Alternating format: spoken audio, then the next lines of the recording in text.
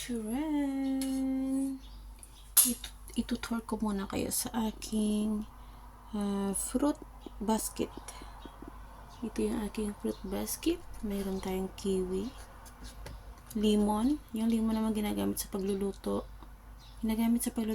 Or sa ilalagay sa tubig.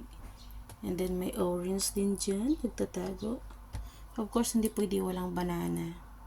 Kasi may pagka-unggoy-unggoy kami ni Kulit. So, ayan, may kiwi, maraming pa sa ref. At ito sa lahat ang pinaka gusto ko. Kasi mamimitas lang tayo dito.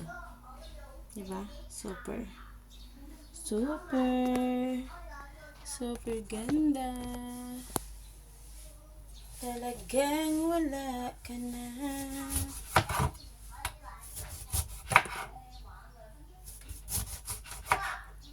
Yan. Charan. Lalagay sa tubig. Tubig.